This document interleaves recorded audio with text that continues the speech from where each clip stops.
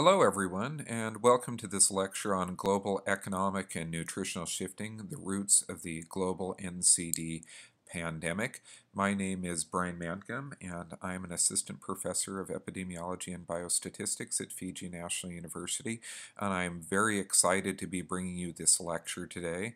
I do enjoy face-to-face lectures more, but this is an alternative here by which I can bring you this information from a distance. All right, just a little bit about me. Like I said, I'm an assistant professor of epidemiology and biostatistics out of Fiji National University, but I'm currently working at the College of Micronesia in the Federated States of Micronesia, where I've been seconded by Fiji National University. So I also have the title of assistant professor of public health here at COM FSM. And my job here in COM FSM is kind of diversified in addition to bringing continuous professional development courses throughout the region to folks like you. I'm also working on some exciting initiatives to bring additional medical and public health training to the Federated States of Micronesia as well as to the entire USAPI. And you can see I have a variety of different roles in my background, mostly involving medicine and public health education and practice, as well as being a consultant for a variety of different organizations such as WHO, PHOA, and so on and so forth. I'm originally from the United States, from Idaho, but I've actually spent my entire professional career on islands. I started out in the Caribbean and Latin America, and then eventually made my way over here to the Pacific. And to be honest with you, my wife and my wife is also a professor of epidemiology. We love the Pacific. We're raising our 4 children here, and we have every intention of remaining here in the Pacific as long as we can in both a educational as well as a practice-based arrangement. So what is it we're going to talk about today? Well, this is an exciting topic to me because sometimes I think that those of you who are being trained in public health and those of you who are working in public health, oftentimes our heads are kind of tilted downward because we're dealing with the day-to-day crises that are in front of us, such as, making sure that our patients have enough metformin and making sure that children are immunized and so on and so forth. And sometimes we don't have the opportunity to kind of look up at the bigger picture of the NCD crisis and start to question, well, where does the NCD crisis come from and what is the background to it, in particular as it's associated with economics and nutrition across the globe. And so what I want to do with this lecture is to kind of introduce that background and to allow you to put the NCD crisis here in the Pacific into that larger global economic and nutritional shifting context. All right, so we're going to talk about this changing paradigm, and we're going to look at NCDs through what we call hypokinetic diseases. All right, so in other words, we're going to ask ourselves, what are hypokinetic diseases, where do they come from, and how do they increase the global burden of NCDs and the burden of NCDs here in the Pacific? And by the way, as you already know, we do have the highest burden of non-communicable diseases in the world. Tragically, we here in what I like to call the blue continent, we suffer more obesity, more diabetes, more cancer than almost any other region on the planet. Okay. So we'll talk about that changing paradigm, and then we'll talk briefly about what I call the world then and now. We'll talk about how we're undergoing a paradigm shift towards global economic and nutritional changes that are taking us away from traditional societies and traditional modes of economic subsistence and eating towards modern societies which are plagued by urbanization and a reliance primarily on non-healthy Western-style diets. So in terms of that urbanization that I just mentioned, we're going to talk about how we're seeing our society shifting away from being primarily rural, agrarian, subsistence-based to ones that are urbanized, highly urbanized, relying on sedentary jobs, processed carbohydrates, prepackaged foods, and so on and so forth. And this all leads us towards what we call a brave new world of New World syndrome and the rise of NCDs. So we'll talk about that. And then we're going to talk about this idea of how in the Pacific, and in particular throughout any area of the developing world, We're fighting what we call a double burden of NCDs and infectious diseases at the same time. And so even though NCDs are becoming the primary burden in terms of morbidity and mortality in an area like the Pacific, we also still have a continuing burden of infectious diseases such as chikungunya, leptospirosis, Ross River fever, dengue, malaria, and all this. I could keep going and going and going. So it's important that we remember that we're still battling this double burden of disease, even as we develop new approaches to alleviating the NCD burden. So in other words, we're faced with what I call a tsunami that's working towards overwhelming us. So we'll talk about some of the associated NCDs that are coming with this tsunami of NCDs. So we'll talk about type 2 diabetes, and of course, remember we used to call it adult onset diabetes, and now we call it type 2 diabetes because we're seeing it in increasingly younger populations. We'll talk about cardiovascular disease. Cardiovascular disease is simply the terminology that refers to heart attacks, hypertension, stroke, hypertensive dementia, cardiovascular accidents, and so on and so forth. And we'll briefly mention how this is a genes plus environment condition, in which the environmental conditions through this economic and nutritional shifting that we're seeing here in the Pacific are bringing into play genetic factors that were always present in the population, but when we had a primarily traditional societies based on subsistence, the genes weren't necessarily so much of a problem. But now that we've introduced in an environment where we rely on Western prepackaged foods, high in fats and carbohydrates, the genes are coming into play, and so we're seeing an increased risk, an increased burden of cardiovascular disease. And it's the same with the cancers. We have some of the highest cancer burdens in the world, so we'll briefly talk about that as well. And then I want to talk also about what I call the forgotten non-communicable diseases. So this would be chronic respiratory disease, depression, and anxiety. We have some of the highest rates of depression and anxiety in the world, and yet we have some of the lowest capacity to deal with these things in terms of human resources, access to psychiatrists, psychologists, and so on and so forth. Okay, we'll talk about alcohol and substance abuse, which is a common problem we see in developing regions of the world that's linked with the urbanization that we're going to talk about. And in particular, I'm going to talk about a brief article entitled "Why Does Juan Garcia Have a Drinking Problem?" that kind of puts culture and alcohol abuse into context.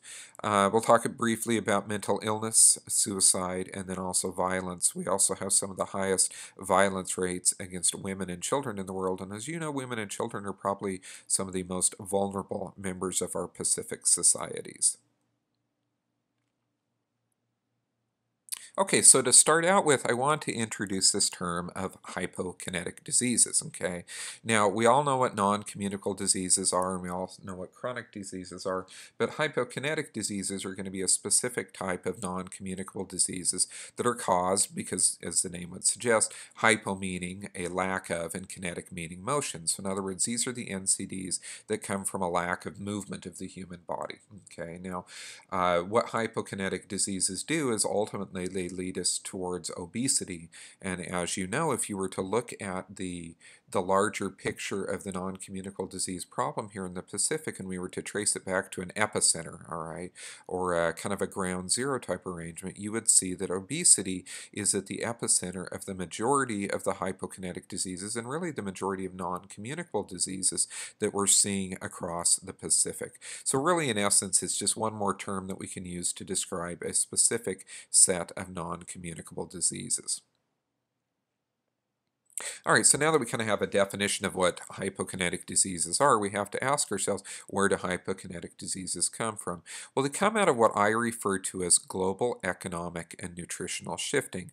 And this is a term that I began using, about 10 years ago now, to discuss this movement that we're seeing in developing countries and developing regions such as the Pacific, in which we're moving away from traditional societies towards modern societies in which urbanization is taking the primary role in terms of how people live. And along with that urbanization is coming an increased propensity towards hypokinetic diseases based upon lifestyles.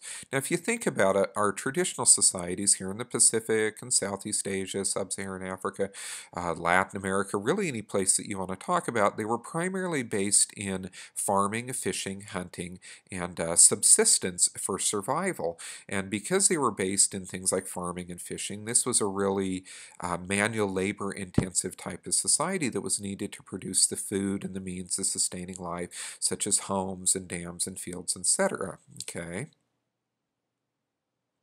Now, in these traditional societies, what you saw is that you had diets that were high in vegetables and fruits and fiber, and also in good sources of protein. Now, the majority of the protein in a lot of these societies was based upon fish that was caught from the surrounding oceans, okay? Or if you were looking at more land-based economies, the proteins might have come from legumes and so on and so forth. But the point was, they were good proteins, they were healthy proteins, okay?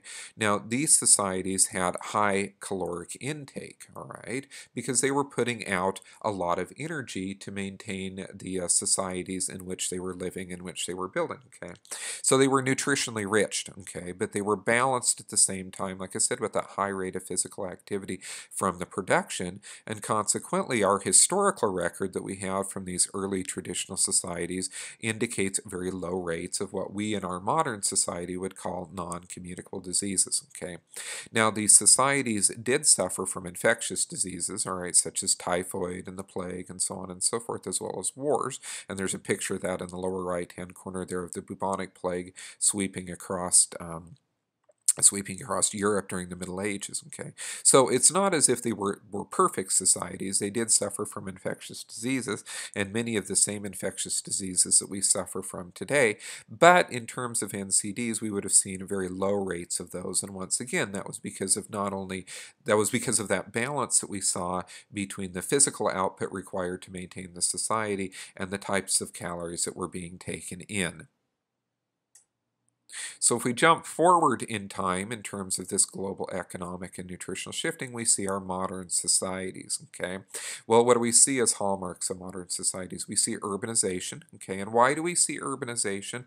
Urbanization is simply the terminology that refers to this global shift that we're seeing of populations away from rural towards urban areas. And the reasons that we see this are usually education, higher paying jobs, and increasingly it's access to health care. If you were to look at the top 3 reasons why people from the United States affiliated Pacific Islands, and such as Micronesia, Palau, and the Marshall Islands, go to places like Hawaii and the west coast of the United States, and we've actually got some good data on this. The top 3 reasons they go are they want access to better education, they want access to better job opportunities, and actually the number 3 reason is they want access to better health care. And the reason they want access to better health care is because of the growing burden of non-communicable diseases that we see in the region. Okay, so we have a shift, okay, in terms of the economics or the way in which societies make money, and we have a shift in the way in which they support themselves nutritionally away from these traditional societies towards modern societies. And with urbanization comes what? It becomes a very sedentary lifestyle. We no longer need to work 16 hours a day to tend the taro patch and to build the dam and to build the houses and so on and so forth. We go and we work in call centers, okay, or we work in a bank, or we work in a grocery store, something along those lines, okay? And so we have much more free time at this point. We also have disposable income. And so what do we spend the disposable income on? Well, we're living in a city, and so we've gotten away from this idea of having either farming that is used for subsistence, such as a garden that takes care of you and your family, or farming that is used for economic gain, all right? So we begin to rely on Western-style diets and luxuries. And as you know already, these Western-style diets are high in refined carbohydrates, processed fats, and bad sources of protein, and so on and so forth. And all of this results in what? Greater exposure to the risk factors for the non-communicable diseases that we're focusing this lecture on.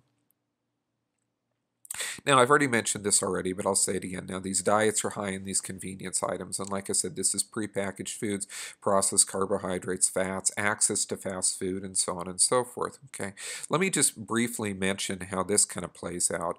And I've seen it elsewhere.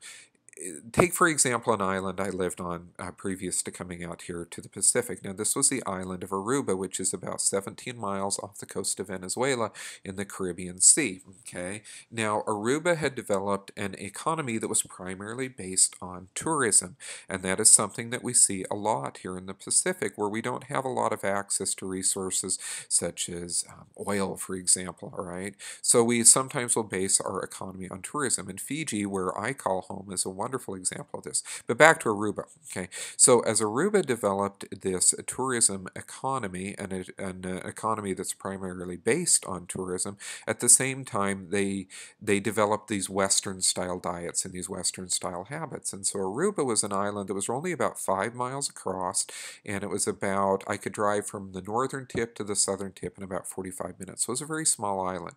But on this island, we had 2 McDonald's, 3 KFCs, 3 Burger Kings, a Quiznos, multiple Subways, and at least 2 Taco Bells, all on an island that had a population of about 80,000 people. Okay, now these original movements towards developing all this fast food restaurant was in response to this tourist economy to meet the needs of the North Americans and the Europeans that would come on vacation. But we saw it play out that as the economy shifted away from traditional modes of production to a society that was working in the hotels and the restaurants and the car rental places and the casinos and so on and so forth, the local population began to take their disposable income that they were making from these jobs, and they would spend it in places like McDonald's. Okay, now Aruba was also a desert island. We didn't really produce a lot of food there. Okay, so our fruits and our vegetables had to be imported from outside.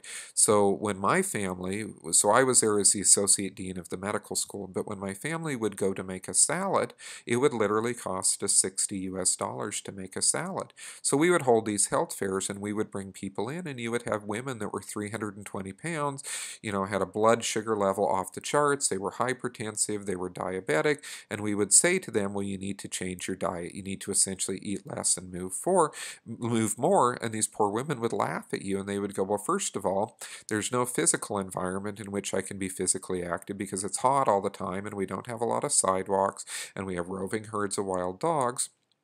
And then they would say, I simply can't afford on my salary as a housekeeping lady at one of the resorts to go out and feed my family fruits and vegetables and good sources of protein.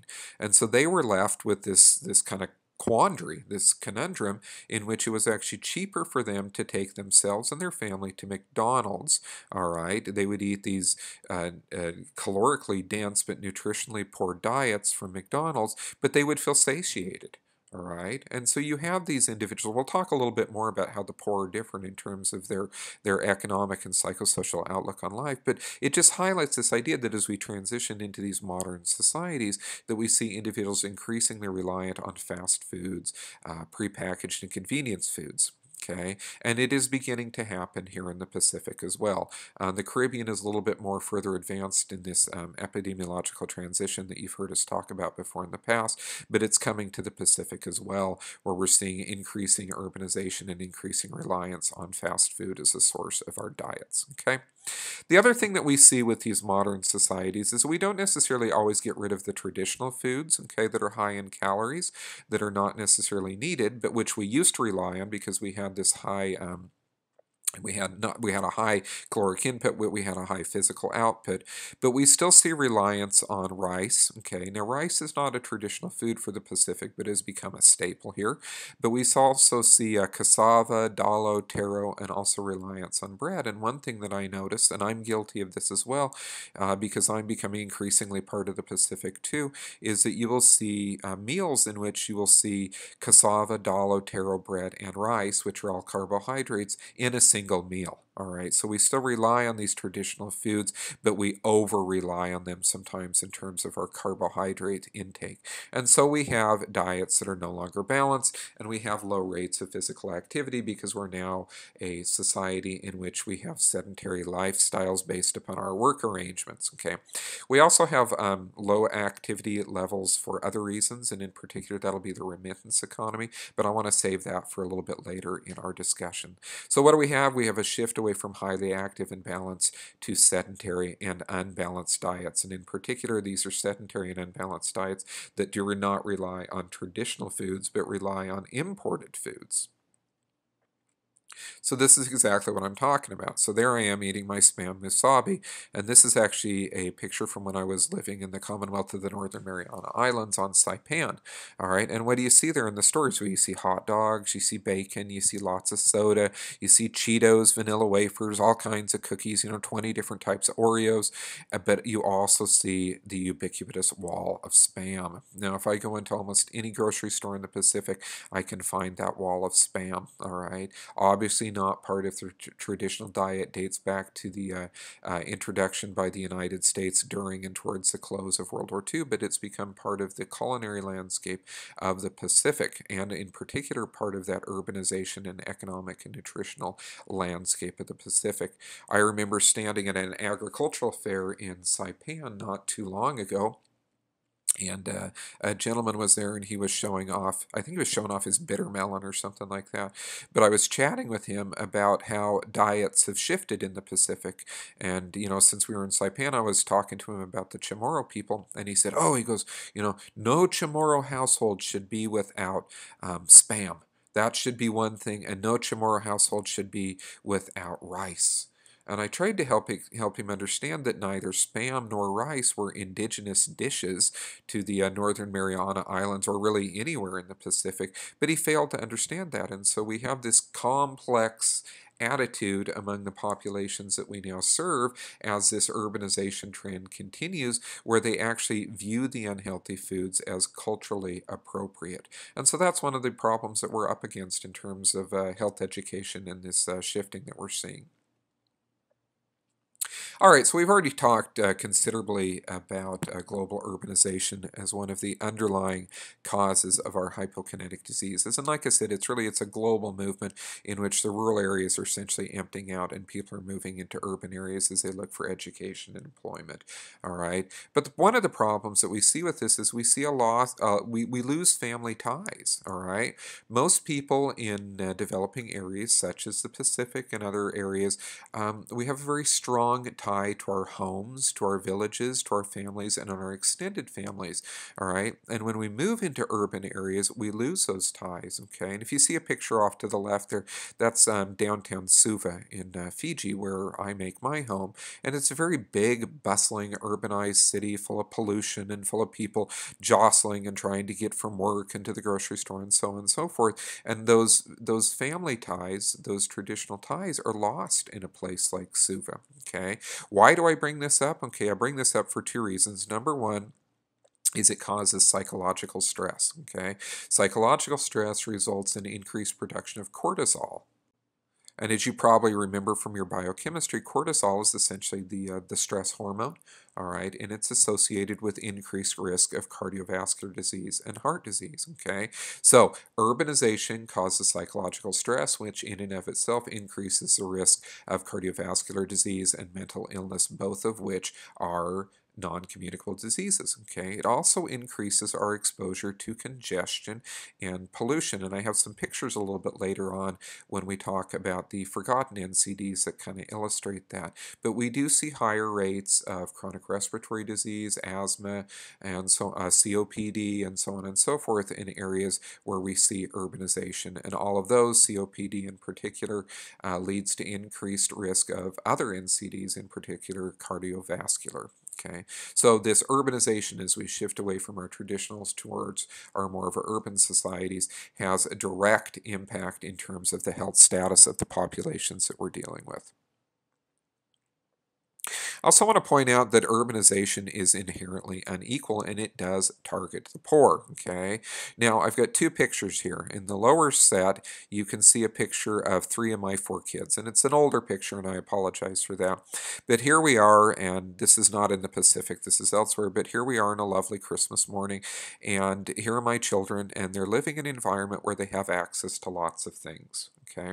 They have access to a house, they have access to quality food, quality education, transportation, and why? Well, they have access to these things because they were born into a home where mom and dad had a higher level of education, and hence our socioeconomic status was higher, okay? And so we can, in essence, protect our children from all of those influences that result in greater risk for hypokinetic disease. So even though we live in Suva, all right, and I've kind of picked on Suva a little bit already in terms of the urbanization that comes with it, even though we live in Suva, we live in an area of Suva up on top of the hill called Namandi Heights, and we're outside of the negative impacts of urbanization. We're in an area where our neighbors are diplomats, our neighbors are the governor of the Reserve Bank of Fiji, the attorney general for Fiji, and so on and so forth. Okay, that is all well, that's all an outcropping of the fact that my wife and I have a level of education that allows us access to certain resources, and we pass those resources along to our children. Okay. Now, the picture, just above the picture of my kids there, is literally 1 mile away from where I live in Suva. And this is one of the urban squatter settlements that we have around Suva, in which people who have come from outlying areas across Fiji to seek education, to seek job opportunities, they essentially live in squatter settlements where they don't have access to running water, they don't have access to appropriate sanitation, they don't even have access to really good shelter. And the water, for example, they're living along the river there. The waters a lot of times are highly polluted. Our harbor in Suva is essentially a dead harbor, and it's dead because of the level of pollution, so very little grows there. Okay, so why do I bring this up? Do I bring this up to point out that, oh, look at the wonderful life that my wife and I provided for our children? No, I bring this up to once again illustrate that urbanization is inherently unequal, and it targets the poorest members of society. And these are the members of society, such as women and children, who have the least ability to resist the pressures, the economic, the political, the social, and the cultural pressures that increase the risk of cardiovascular disease. All right, so what else do we see in terms of global urbanization and its impact on the poor? I mentioned poor sanitation with people living closer together. Poor sanitation tends to breed things like parasites. And in fact, in the world of epidemiology, in the developing world where I work, we say that parasites are the pathogen of poverty. And it comes from poor sanitation conditions of people living closer together, right? We have increased risk of typhoid outbreaks. We almost constantly have typhoid outbreaks throughout Fiji, and in particular in our urban areas where sanitation is poor. I'm not trying to pick on Fiji. I'm actually, I consider myself Fijian at this point, and I'm not trying to pick on the Pacific either. If I say negative things, I say them because I'm also part of the system, but I also need to be part of the solution, just like you do as well, okay? Now, we also see that some infectious diseases are also going to be linked to cancers, in particular HPV. Now, why do I bring that up? Well, I bring that up because increased sexual exposure and sexual exposure at a younger age are also frequently associated with the urban poor. So we do see high rates of sexual activity, earlier sexual activity, and we know that young women who once again fall into those categories of members of the population who are particularly at risk do tend to have earlier sexual experiences, more sexual partners, and hence they have increased rates of STIs, including HPV, which is linked to cancer, and we do lump cancers into the non-communicable disease category.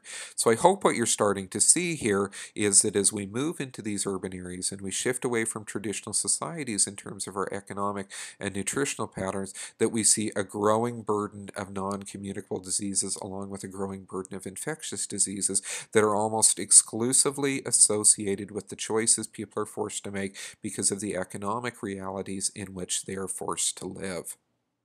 There's a wonderful quote, and I apologize, I can't remember who it is by. You could probably Google it, but it simply says, the choices people make are the choices people have.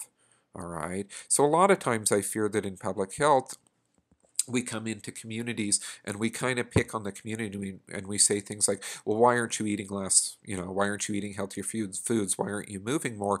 When in fact, these individuals, remember the lady I talked about in Aruba, 320 pounds, she was literally in a situation where she could make no other economic and psychological choices for her and her family, all right? So we can't be put into the position of shaming communities and treating them like they could make better choices. Oftentimes, the economic reality, in particular particular, the economic reality of urbanization is such that people simply don't have a choice.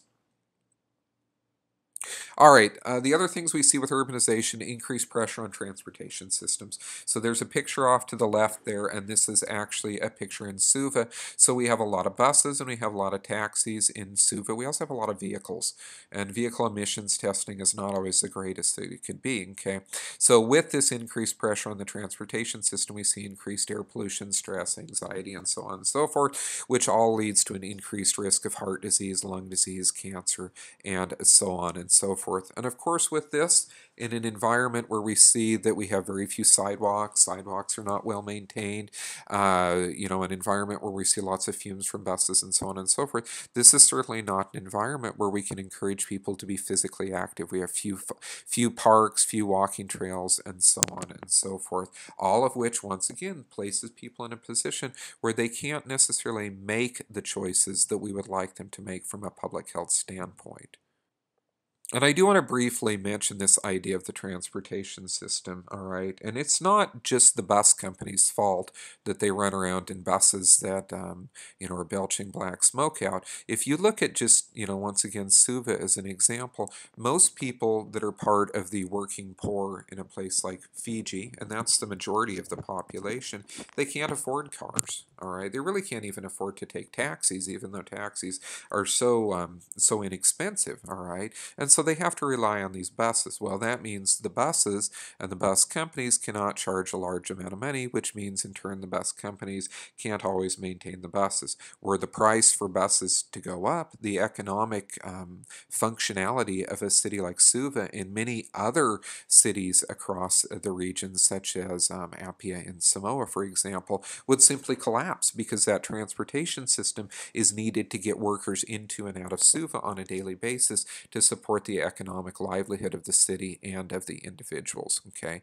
Now, it might not be a great economic livelihood, but in most instances, if you were to speak with individuals from these groups, they would see their economic livelihood if it can put rice and turkey tail and spam and a few other dishes on the table, then it's successful in their minds. And so, like I said, were we to go in and make these drastic immediate changes and require certain changes in terms of the bus company, that would be disastrous to the economic livelihood of a country like Fiji.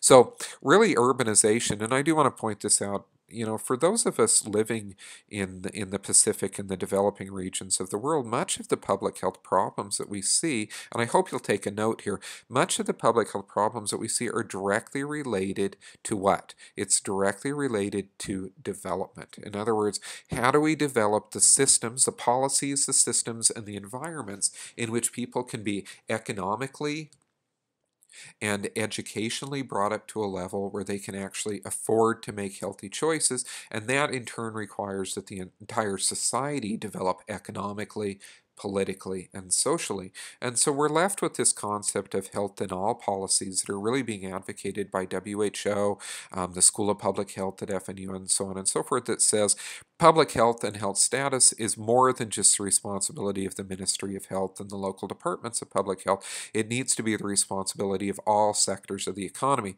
So if the banking sector, if the economic sector, if the educational sector, and so on and so forth develops a policy, we have to ask ourselves, is this good development policy that in turn will raise the economic ability of people to make sustainable choices and healthy choices? Or are these economic policies that may raise the economic status of the country, but at the same time it keeps people in an economic subservitude in which they can't make better health choices? So health and all policies are a growing issue that we need to look at in terms of addressing development here in the Pacific, and in particular addressing urbanization here in the Pacific as well. And I really hope that this is something that you and your graduate programs have looked at, this policy, systems, and environment approach. Now, I do want to give a brief example of the impact of global urbanization, and this comes out of a book called Death Without Weeping, The Violence of Everyday Life in Brazil, and it was released in 1993 by Dr. Nancy Shepherd Hughes, and she is a social and medical anthropologist, at the University of California, Berkeley, and she's an incredible woman. So my master's degree is actually in social and medical anthropology, which looks at the impact of culture and cultural beliefs and social systems on the health choices that people get to make. And she really illustrates, once again, this concept that the poor are placed into an economic, psychological, and social reality in which they can't make better choices, and in which, in essence, they adapt to this reality and they begin to view themselves differently. So what Shepherd Hughes did was she went to Rio de Janeiro. And Rio's a really interesting city. There's an area in Rio in which there are essentially two sides to the mountain, and there's a valley in between. And on one side of the mountain lives the urban poor, the people that are living in squatter settlements made out of tin and cardboard and maybe the occasional wood and so on and so forth. And then directly across this valley, and they can see across this valley, on the other side of the hill are the very wealthy, the elite, individuals that are living in multi-million-dollar homes. Now, you would think inherently that the poor people would look across the valley and they would become angry and they would demand to know, why do I literally live in a tin shack where I have no sanitation, no electricity, no water, and straight across the valley that I can see are people with infinity pools and million-dollar homes that drive Mercedes and Lamborghinis and so on and so forth? Well, you would expect that, but what we have is we have a different social reality. Now, these people have been living in these conditions for many generations now. And so what has happened, and what Shepherd Hughes found when she went down and worked with these people with ethnography, is that they see themselves as inherently weak. They believe that it is absolutely God's will that they were born into lower socioeconomic strata. All right, and so they don't see a way to break away. They see that as their status.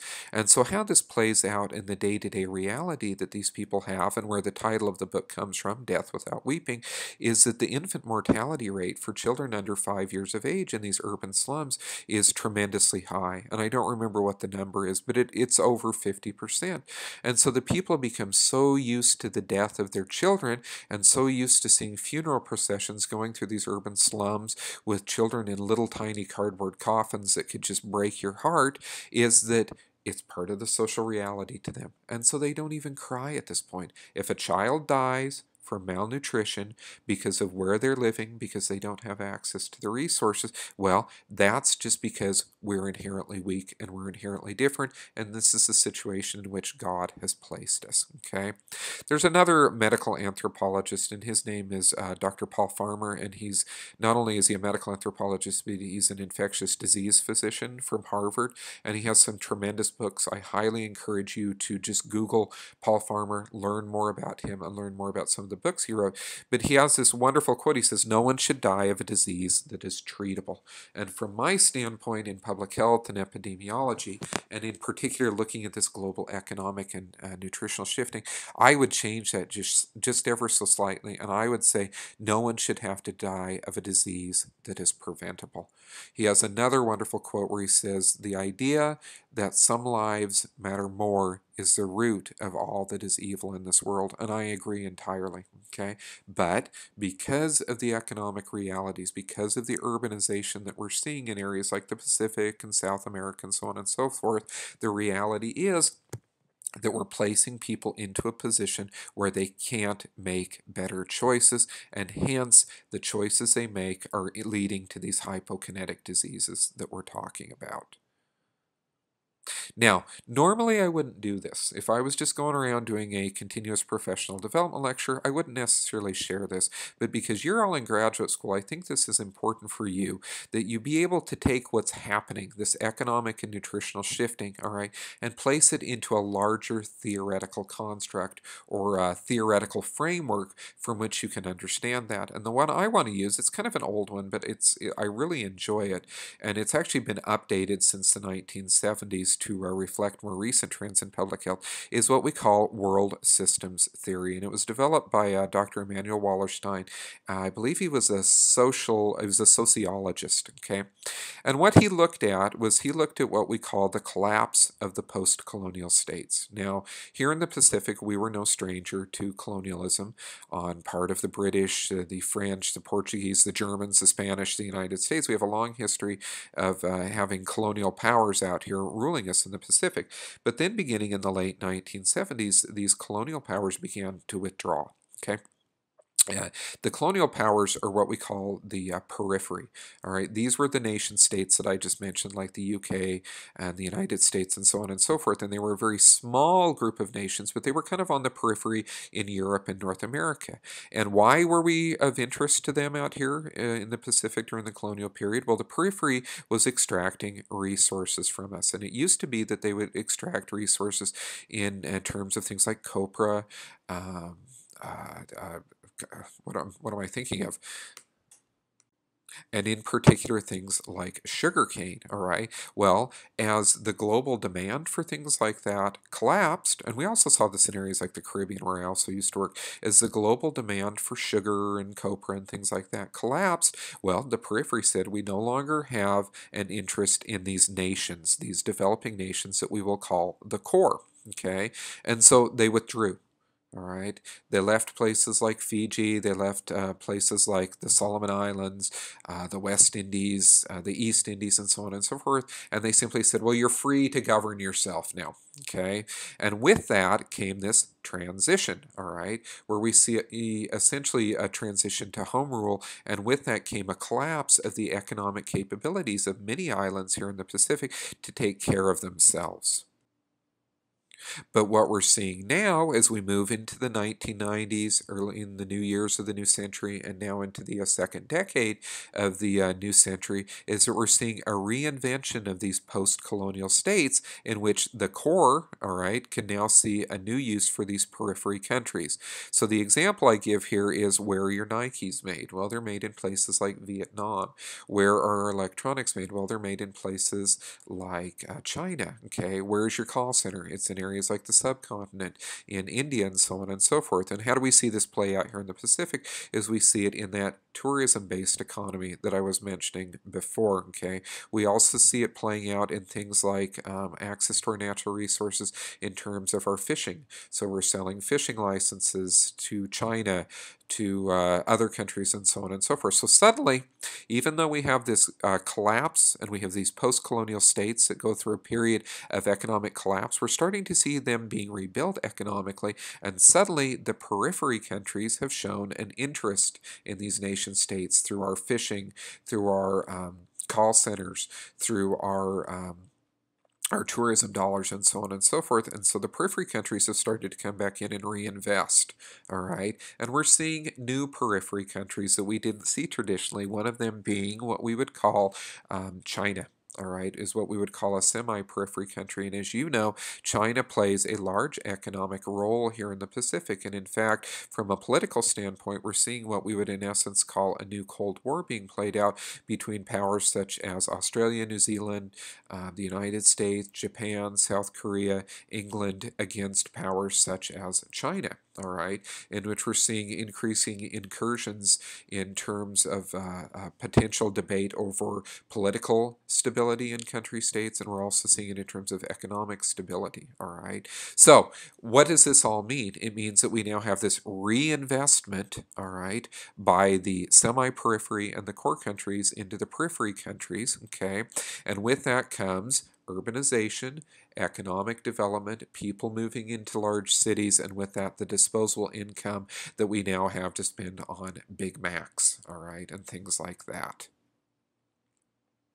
So here's a wonderful picture that kind of illustrates world systems theory, all right, in terms of those core, semi-periphery, and periphery countries that we've been talking about there. And in that picture down on the lower left, you can see the periphery countries. Much of the Pacific falls into those categories. And then we also, we're seeing what we're calling these semi-periphery countries, which are becoming economic powerhouses, such as China and India, South Africa, Brazil, and so on and so forth, that have now taken an interest in these areas as well. And so, like I said, as we build up this post-colonial economic influence, and also as we see this playing out of this political dynamic between countries such as the United States and China, we do see that increased urbanization, and with that increased urbanization, we see the increase in the hypokinetic diseases as well. All right, this all can be classified into what we call New World Syndrome as well. Now, before I kind of define New World Syndrome, I want to bring up this article that I find particularly fascinating. Now, this comes from the Cedar Rapids Evening Gazette. Now, Cedar Rapids is in Iowa, and it's from January the 6th, 1910. And in this wonderful article, they made 41 future predictions for the 21st century, and they predicted things like rational diets with greatly reduced consumption of matter with increased nourishment, and they also said that we would also cure cancer in the 21st century. So look at that. Rational diets with greatly reduced consumption of matter with increased nourishment. So in other words, people would eat less, but their diets would be nutritionally rich in such a way that they would receive the nutritional balance that they needed in their lives. Well, have we seen that happen? No, we've seen ourselves go the complete opposite way. We don't have rational diets. We have diets that include many, many, many more calories than we need on a daily basis, and which are primarily based upon nourishment that is nutritionally dense, all right, but doesn't give us, it's calorically high, and it's nutritionally based on refined carbohydrates, fats, and so on and so forth. And what else? Well, if we cured cancer, well, if anything else, we've actually seen the rates of cancers that are associated with lifestyle diseases. So that would be cervical cancer, prostate cancer, breast cancer, HPV, for example, all associated now with lifestyle choices. For example, if you were to look at breast cancer and prostate cancer, we know that diets that are high in consumption of red meats and fats also increase the risk of prostate cancer and breast cancer. Okay, so this all leads into what we call New World Syndrome. Now, New World Syndrome simply refers to the NCDs that are brought about by consuming fast food, junk food, and other non-traditional foods in the developing world, okay? So we call it New World because it's a brave new world that we've introduced into the Pacific with our Spam and with our McDonald's. And if you look at Oceania, we actually have the highest rates of New World Syndrome, okay? I have that picture in the upper right-hand corner. That's per capita McDonald's. There are almost as many McDonald's per individual in China as there are in the United States. Now, China is a major source of New World Syndrome. They've wholeheartedly embraced Western economics, and at the same time, they've wholeheartedly embraced the adoption of Western-style diets, convenience diets, and so on and so forth. Whereas, here in the Pacific, we've seen that borne out in this transition away from traditional to modern societies with increased consumption of Spam, and also the ubiquitous turkey tail that is becoming such a problem here in the Pacific. And of course, this is all an economic reality that is playing out in terms of this New World Syndrome. For example, Samoa recently tried to ban the importation of turkey tail because it is so highly associated with non-communicable diseases. But one of the problems was that because Samoa was a signatory to an economic compact in which they would maintain open borders for economic trade, and in exchange for that they would receive certain loans from the World Bank and the European Union and so on and so forth. They were told, well, by banning the import of turkey tail, you're essentially taking a step to ban free trade, which is against this compact that you've entered into. So if you ban turkey tail, you can no longer get the development loans that your country needs. So what could they do? They were placed in a position where they had no choice but to not go through with the banning of turkey tail. Now, in terms of New World Syndrome, and I mentioned this a couple of times, we have the highest rates of obesity in the world. 8 out of 10 of the most obese countries in the world are in the Pacific, all right? So here we are, we have some of the smallest populations in the world, but we have literally the highest rates of obesity and non-communicable diseases and hypokinetic diseases that we see anywhere in the world. And if you go to a place like Tonga, you're going to actually see that 92% of Tongans are obese. Okay. This has also been part of this movement towards New World Syndrome, in which we see that the status of individuals is also, the social status, the economic status of individuals is associated with the foods that they eat. So in many countries, we're seeing a remittance economy in which individuals have gone overseas, primarily to the west coast of the U.S., Australia, and New Zealand, and they're earning enough money that they're now sending it home to their families back in places like Tonga and Samoa and so on and so forth. And in these countries, ways, it's now considered an economic and a social status symbol if you buy canned foods as opposed to fresh foods. It means you have enough money, and in particular enough money coming back from overseas, that you don't have to rely on going to the local market. You can afford the Spam, you can afford the turkey tail, you can afford the canned tuna. Canned tuna is a particular problem in Fiji right now, and so we have a public health campaign in which we're trying to convince people, because it's very hard to get the canned tuna in water out here in the Pacific, despite the fact that we are oftentimes the packers of the tuna. So as you know, a lot of times the tuna comes in oil, and the problem being people actually are consuming the oil along with the tuna rather than rinsing the oil away. So there's a public health campaign underway in Fiji right now trying to convince people that you actually want to drain the oil off and then rinse the tuna, all right? And then the other way in which we see this associated with sedentary lifestyles is the money being sent back from overseas to areas like Tonga are just enough money that people can afford to buy cars. So they no longer drive to the marketplace, or excuse me, they no longer walk to the marketplace. Now they drive to the market where they buy their canned tuna and their Spam and their white rice and so on and so forth.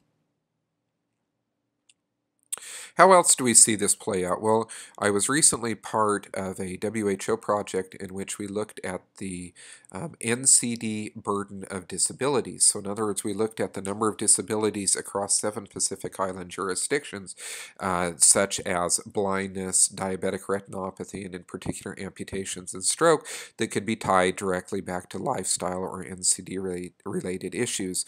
And what we found is that the Pacific has the highest rates of NCD-related disabilities in the world. All right, so we have higher rates of amputation, diabetic retinopathy, stroke-related disability, and blindness than any other region of the world. Okay, we also have some of the lowest rates of human resources and physical resources needed to address these problems. And this includes having the lowest rates of access to disability services in the world. So during this study, we found that physical therapy, occupational therapy, and rehab hospitals, and so on and so forth, in other words, getting people access to the rehab that they need in order to be functioning members of society again, either return to work or not be a burden upon the villages in which they live, simply aren't available here in the Pacific. We saw this in areas like access to prosthetic limbs. All right, a lot of countries will have the ability to produce prosthetic limbs in workshops, but what we found was that the population of individuals, and these really are artisans to a great extent, so the population of individuals that make the prosthetic limbs are nearing retirement age, and they themselves are getting ready to retire, or they themselves are dying, all right, and there's simply no one available to take their place, okay.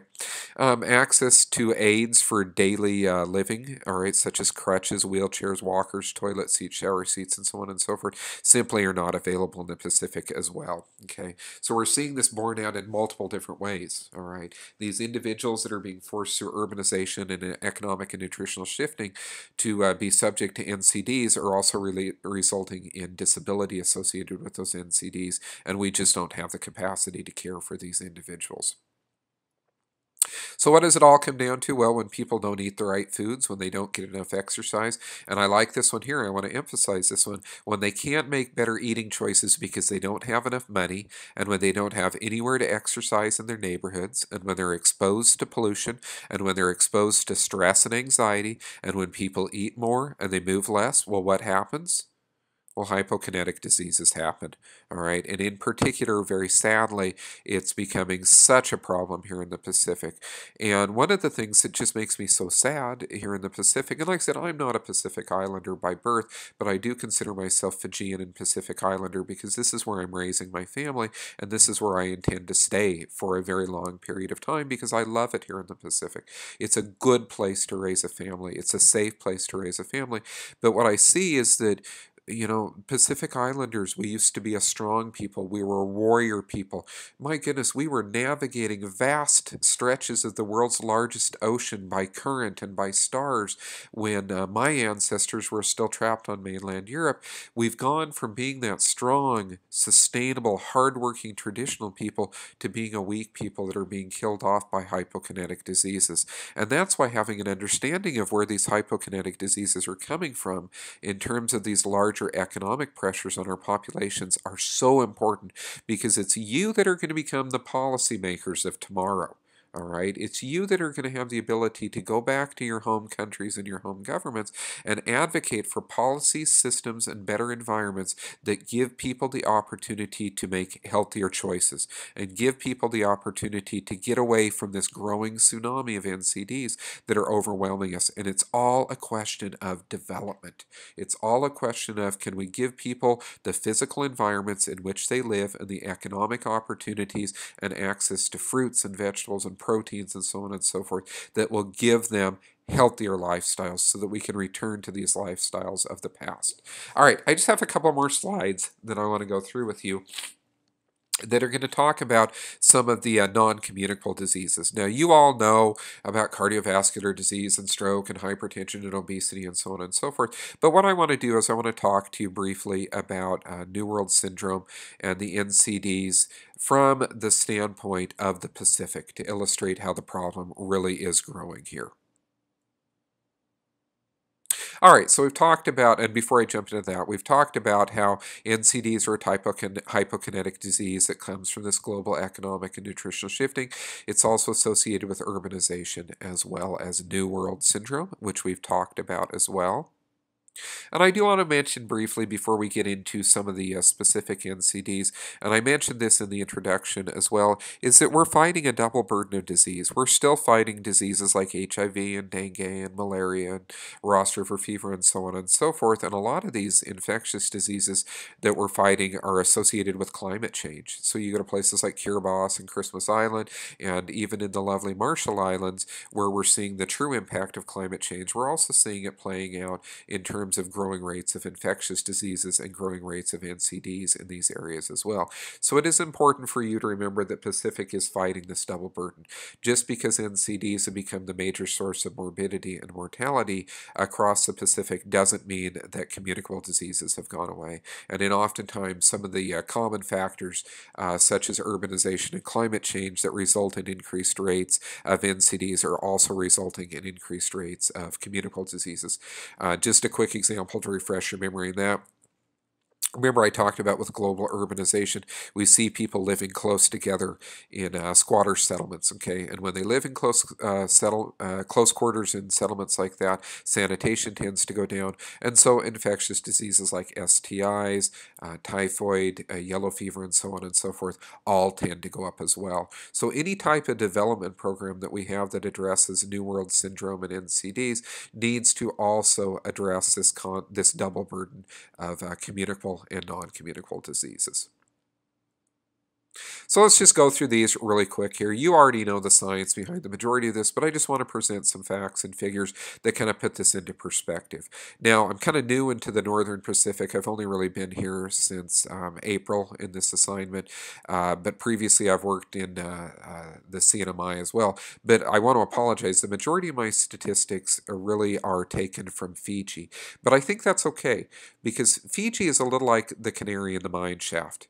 Fiji is so far along on the epidemiological transition scale and the development of hypokinetic diseases that it really serves as a warning to the other Pacific Island nations who are developing economically through tourism and through other resources such as fishing. So the statistics that I present here serve as a warning sign for other areas of the Pacific as well. Okay, so type 2 diabetes, we all know this, used to be called adult onset, but because of the increased number of diabetics that we're seeing in their late teens and into the early 20s, we now call it type 2 diabetes. And of course, it's a lifestyle. It's based on lack of physical activity and poor health. And we know that it's 100% preventable. It can't be cured. Once you have it, but it can be controlled. Now, just to put this in perspective, if you look at the impact of type 2 diabetes in Fiji, we do an amputation every 12 hours at Colonial War Memorial Hospital. And the majority of these amputations, 99.9% of them, are associated with diabetics, okay?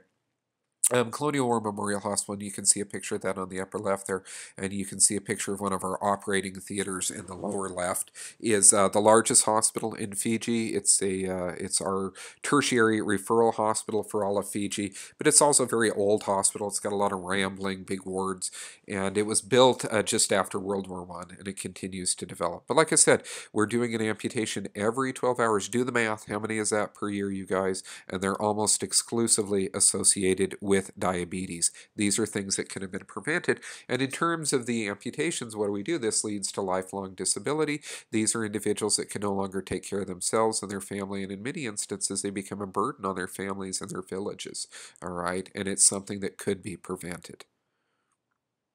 What about cardiovascular disease? Well, you know, this is disease of the heart and the blood vessels. So this could include heart attack, stroke, hypertension, cardiovascular accidents, which are actually stroke. Okay, and if we once again look at Fiji, and we have a picture of this is an older picture of our ICU at CWM. We see an ICU that is populated not by people in their 70s, all right? We see an ICU that is populated by young adult males in their mid-20s, 30s, and 40s who have had their first stroke and their first heart attack. And in terms of the breakdown of this patient population, you know, the population of Fiji is primarily broken down by, we have Itakai, which are the native Fijians, and then we have the Indo-Fijians that were brought as indentured servants in the late 1800s and then stayed on through the post-colonial period and are now an economic and vital part of the Fijian economy as well. But we do tend to see that these are largely adult males in our ICUs that are of the Indo-Fijian background, all right? We're not exactly sure what the association is with the diet and the activity level of these individuals. But once again, I bring it up to illustrate this point that our ICU is not populated by old people. It's populated by young people who are subject to NCDs. Then, of course, we have cancer, all right? We've already discussed that many of our cancers are associated with lifestyle choices, and I mentioned earlier, and it's just briefly mentioned there again in the notes, that breast cancer, prostate cancer, and even cervical cancer are associated with lifestyle choices, and in particular, diets that are high in fats and meats, okay? We've also talked about how urbanization is associated with air pollution and psychological stress, okay, which increases, not the psychological stress, but the air pollution part increases the number of lung cancer cases that we see in our larger areas. And even though Fiji is a relatively well-developed medical system, we have our own medical school, we have a lot of good relationships with overseas referral sources, oftentimes we don't have the capacity to treat a lot of these cancers, such as cervical cancer and so on and so forth, okay? And so what do? Well, economically, we either send these individuals overseas for treatment, which is difficult on a country in which we have socialized medicine, or these individuals sometimes don't get the treatment that they need at all. Now, what about beetle nets? Okay, beetle nets are something that we don't necessarily have in Fiji, but it certainly is a problem in places that I've worked, such as Tsunami, Guam. It's a huge problem in the Solomon Islands. I've worked in Honiara in the Solomon Islands, and the gutters literally run red with the beetle net quid, the beetle net spit, okay? And of course, it's a problem in Micronesia as well as across the US API. Now, the International Agency for Cancer Research does list beetle nets themselves as a group 1 carcinogen, meaning that it does cause cancer in humans. Now, I want to point out that there is some discussion right now in the lay community as well as in the public health and the medical community suggesting that it's not the beetle nut itself that causes cancer, but it's the combination of the beetle nut along with the cigarette and the lime that causes the cancer. Well, to an extent that's true, because what happens is you add the beetle nut in with the lime and the tobacco, and that doubles the carcinogenic effect of the beetle nut.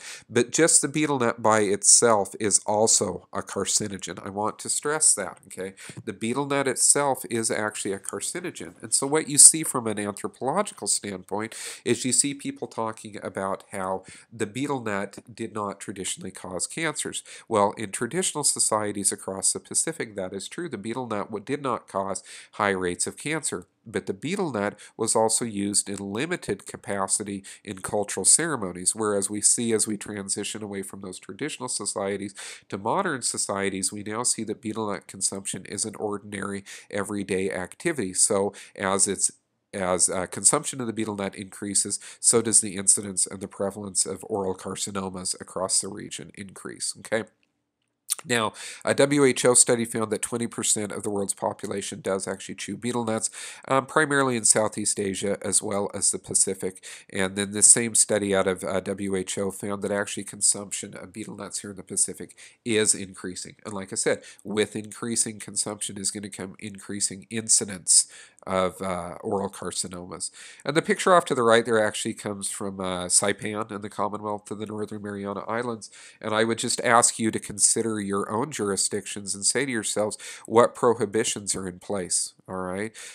It's more difficult for someone to go in and to buy cigarettes or chewing tobacco because we have laws specifically against those things.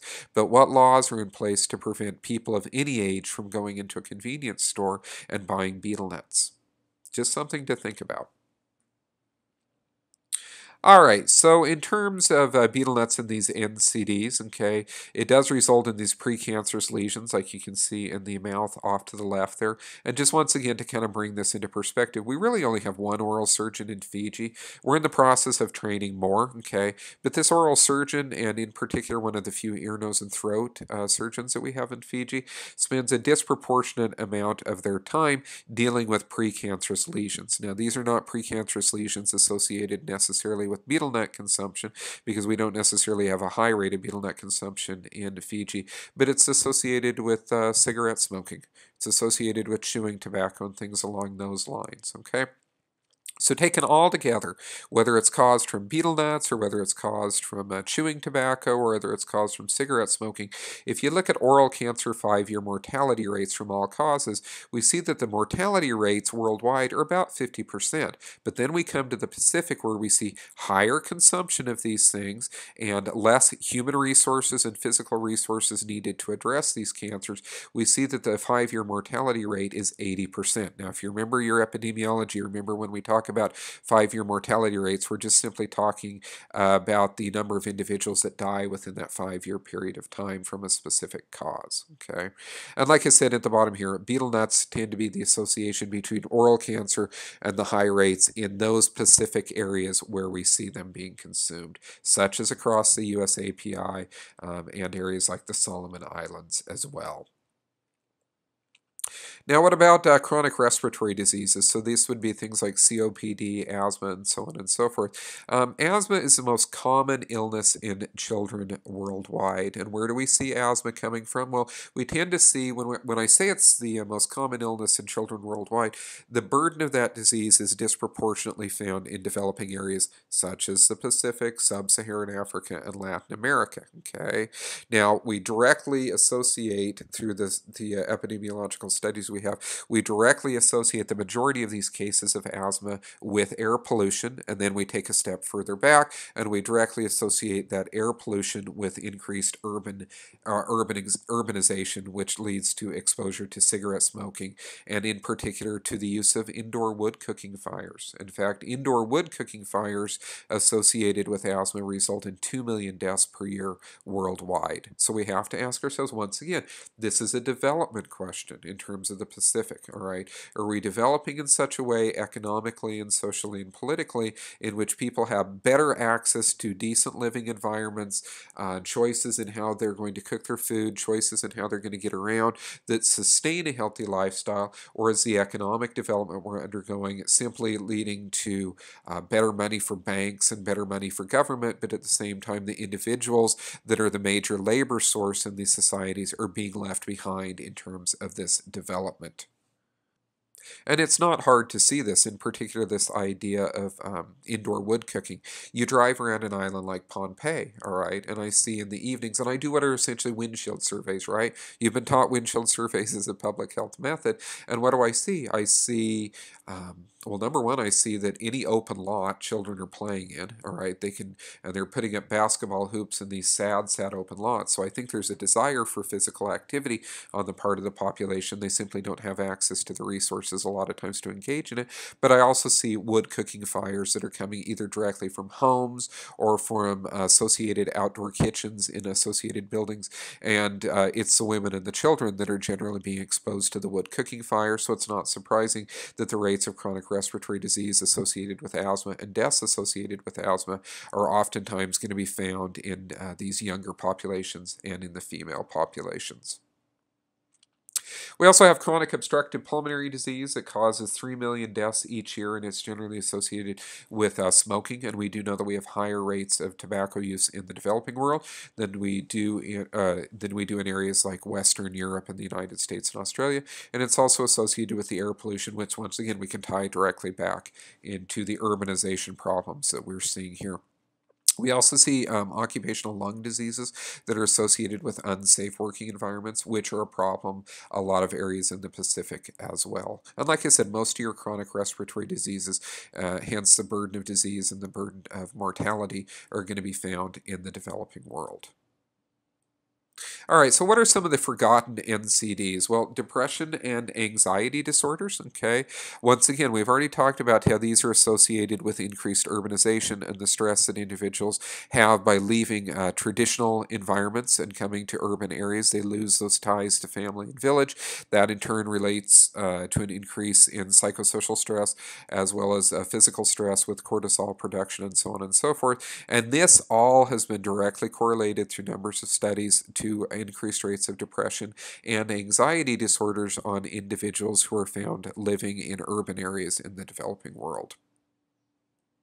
Alcohol and substance abuse also going to be a problem. Can be genetic. There is some genetic factors associated with alcohol and substance abuse, but we also have to have an environment such as urbanization where we have increased exposure to substances and increased availability in order for these alcohol and substance abuse disorders to become a reality. And alcohol and substance abuse disorders, as you know, are directly associated with increased rates of depression, all right? Also with increased rates of violence, particularly against women and children, and also criminal activity. And here in the Pacific, unfortunately, we do have a significant lack of access to resources, either professionals or individuals in the community to address these issues. And I know I'm going kind of long here. We're almost over, but I do want to mention, since you are graduate students, a very important article, really a seminal article from the field of medical anthropology entitled "Why Does Juan Garcia Have a Drinking Problem?" And it's by a lady named Singer and her colleagues, and it was originally published in 1992. And I do encourage you to go out and download a copy of this. And it's a relatively brief article, but you can find it on Google Scholar and read it. And the reason I want you to read it is it really does bring home this context of how does culture relate in non-communicable diseases, and in particular, how does cultural differences relate in alcohol and substance abuse problems.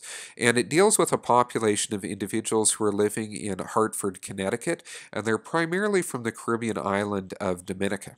Okay, and from the Dominican Republic, I apologize. And they had all come as immigrants to this community in Hartford, Connecticut to work in the mills, all right, and to work in the garment mills in particular. So in many ways, this story parallels what we saw happen in the Commonwealth of the Northern Mariana Islands, where they used to have a lot of garment mills for producers such as Walmart. Okay. Anyway, eventually what happens is they come north and they work in these garment mills, and it's primarily the men that are doing it, and the men are able to provide a good economic living for their families. Okay. And because they're Latino, there's a concept called machismo at play here. And machismo in the Latino culture simply says, if I'm a good dad and I'm a good provider, then there are certain rewards I get. And one of the rewards that is associated with machismo is this idea that on Friday nights, I go and I drink with my buddies for a couple hours, all right? We're not suggesting that these individuals are alcoholic, just that in reward for them providing a good living for their family, they hang out with their buddies for a couple hours and have a couple of beers on a Friday night, okay? So all was well and good. All right, the mills were producing, there were good jobs, machismo was coming along, families were able to buy food and clothes and so on and so forth, and then the garment mills started to shut down. Once again, similar to what we saw occurring in areas like CNMI. And as the garment mills shut down, that meant that these individuals lost their jobs and suddenly they couldn't provide for their families quite as well. So all of a sudden, machismo wasn't able to be represented by the fact that they had a car in the driveway, food on the table, and that their kids had clothes on. Okay, so the last vestige that they had left to prove their manliness at this point, these males who've lost their jobs, okay, and so the last vestige of machismo they have is, I continue to drink with my buddies. All right. Except now all of a sudden it isn't, I'm just drinking with my buddies on Friday night for a couple hours to relax and talk about the week, all right, before I go back to work and on Monday morning. Suddenly it's drinking on Tuesday morning, Wednesday afternoon, Thursday midday, and so on and so forth. And with the increased rates of drinking came increased rates of social problems such as violence, depression, and so on and so forth in these Dominican communities that we saw up there. So the local public health department comes in and they shame these individuals. They kind of shake their finger at them. They go, naughty, naughty, naughty individual. When you drink, you beat your wife. And when you beat your wife, the state has to take your children away from you and take your wife away from you. Bad man. Okay? It didn't take into account any of the cultural reality in which these individuals had been lived and raised, or in other words, the cultural reality of what machismo meant in the Latino culture. Okay? So, program failed. High rates of alcohol abuse, high rates of domestic violence continue in these communities. Well, another program comes in several years later that directly looks at this concept of machismo. And what they did is they worked directly with the men in these communities to help them understand that machismo does not embrace beating the crap out of your wife and your children. Machismo is about being a good provider for your family. So it took into account the cultural reality from which these individuals came from in terms of looking at their alcohol abuse. And so it was more successful in terms of reducing the rates of alcohol and substance abuse and consequently the social problems that came with it. Now, why do I bring that up? I mean, we're not Latinos out here in the Pacific by and large. All right, I bring it up because it illustrates this point that culture can play a huge role in terms of looking at the underlying reasons in which people engage in a specific behavior. So when we look at alcohol and substance abuse here in the Pacific, where we do have high rates of unemployment, we do have low rates of education, we need to take into account the specific cultural environment in which people live to explain why they're engaging in a particularly negative behavior, which may lead to higher rates of NCDs, such as the forgotten NCDs like alcohol and substance abuse. Mental illness, suicide, also some of the forgotten NCDs, and also particularly high rates here in the Pacific. And once again, we're in an environment where we don't have a lot of access to mental health counselors. We have a very low rate of psychologists. All right, remember, psychologists tend to be PhDs, and they focus more on a counseling approach to the treatment of mental illness. And we also have low rates of psychiatrists, and psychiatrists are physicians who specialize in the medicalized treatment, medication treatment for individuals with mental illness. Well, we have very low rates of those individuals. We do have a program in which we can train physicians to be psychiatrists in Fiji, but it's a very new program, and right now it has low numbers of enrollees. Okay, so we do see high rates of mental illness and suicide here in the Pacific, and once again, a lot of times with the suicide in particular, we can trace that back to the some of the development issues that we're facing. In other words, loss of employment, low rates of employment, increased urbanization, and so on and so forth. Violence is also a significant problem in terms of one of the forgotten non-communicable diseases here in the Pacific.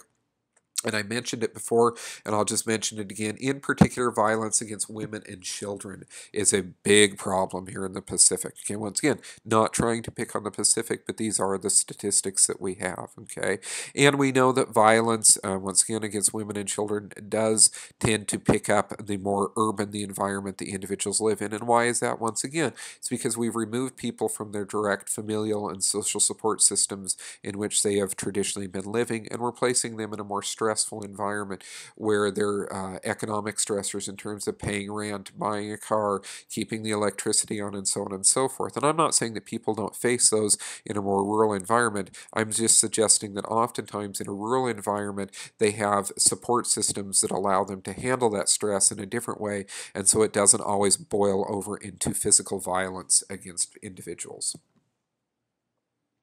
64% of women and children in Fiji experience violence in their lifetime. The worldwide average is 33%, so we're roughly double, okay? One of the terms that we hear in Fiji, and I've heard this across the Pacific, is that when you want to discipline a child, well, you discipline through physical violence. And so sometimes you'll hear the statement, give him a good hiding, which means basically, hit the child, all right? The number I put up, of course, is for Fiji. I've got some more for the rest of the Pacific here in a moment, but it is a problem across the entire Pacific, and it's simply something that we're not addressing. All right. And in fact, I have oftentimes brought this up in conferences and in lectures that I go to, is we need to ask ourselves the question, is there a culture of violence against women and children in the Pacific? Now, I do have a story that illustrates this, okay? One lovely Saturday afternoon, my family and I are driving through Suva to go to the grocery store, and we're passing through one of the urban areas in which there was a housing development, okay? And as we pass through this area, there's almost a carnival-like atmosphere off to the side of the road. There's a crowd of about 100 people gathered, and they're cheering, and they're yelling, and they're clapping, and it's me and my wife and 3 of our 4 children, and I'm thinking to myself, oh wow, what's going on? So we slow down to look, and instead of it being like a church revival or a carnival or something like that, it's actually a man, a drunken gentleman, who is beating his wife with a piece of wood, okay? And when I noticed, and once again, I'm not trying to pick on the Pacific, I'm not trying to pick on Fiji, but just trying to illustrate this concept that violence against women and children is a very real thing that's going on and something that we in public health need to be willing to address. So anyway, I slow down, and it's a carnival. They're cheering, they're laughing, they're having fun. They've got the children up there in the front. They're all watching this occur. And so my wife calls 911, and the police dispatcher says, okay, we'll send a car right over. So 5 minutes passes. 10 minutes pass. This man continues to beat his wife. No police. My wife calls again. They say, yeah, we're sending somebody. All right. A couple of minutes pass. She calls back, and they say, well, we only have 1 patrol car, and that patrol car is on a different call, and they'll be there as soon as possible. So I decide at this point, well, he's going to kill this woman if something doesn't get done. So I get out of the car, and I wade over into this sea of angry individuals, and eventually I'm able to break this up, all right? And I'm able to get a group of women to take her away and a group of men to take him away, all right? But long story short, when later we would speak to individuals about how this had happened, the cultural response that we received was, oh my, it was happening in public? Not, oh my, that man was beating his wife, but oh my, that was happening in public. All right. In other words, the take-home message seemed to be that beating a woman was acceptable, but beating her in public was unacceptable. All right. So let's look at some statistics here. All right, so here we have lifetime prevalence of physical and or sexual violence by intimate partners, women aged 15 to 49 or 18 to 49. And so we have statistics for Fiji, Kiribati, Samoa, Solomon Islands, Tonga, and Vanuatu. So I don't have any for the Northern Pacific or the USAPI, but I have a pretty good representation of the Southern Pacific there, and the numbers are high. We don't need to go through them individually, but when you see that 68% of women in Kiribati have experienced some form of physical or sexual violence against them in their lifetime, that suggests that yes, it is a forgotten NCD, and that the potential does exist that there is a culture of physical sexual violence against women and children in the Pacific that needs to be addressed using public health approaches. All right, so we made it. Thank you so much. This only took about an hour and 20 minutes. I do hope you enjoyed it, though. I think we covered a wide range of topics, all of which are appropriate for the graduate level, and which maybe will help you start thinking about NCDs from a larger economic and geopolitical standpoint, and maybe which can fuel you to start thinking about some specific projects for your graduate study, some specific papers that you could write exploring these issues. And in particular, maybe you can start thinking about a policy, systems, and environment approach that will look at how you, when you return to your home country, where you probably, because of the study you've undertaken, will be given a position of authority and a position of influence, how can you help influence the policies and the systems and the physical environment of your country to reduce the burden of the diseases that we've talked about today, all right? So what did we talk about? Well, we talked about hyperkinetic diseases and how they essentially come from bad choices, okay? And this causes causes of the hyperkinetic diseases that we talked about can include economic as well as nutritional shifting, and those are occurring at a global level, and it's global forces that are causing that, and it's in particular being driven forth by this idea of urbanization. And we talked at great length over and over again about the issue of urbanization and how it's associated with economic and political conditions which place people in a situation in which they can't make better choices. And then we talked about New World Syndrome, and then of course we went through some of the NCDs that are associated with New World Syndrome, and I used examples from Fiji, and then we talked about the forgotten NCDs: alcohol and substance abuse, suicide, depression, and violence against women and children.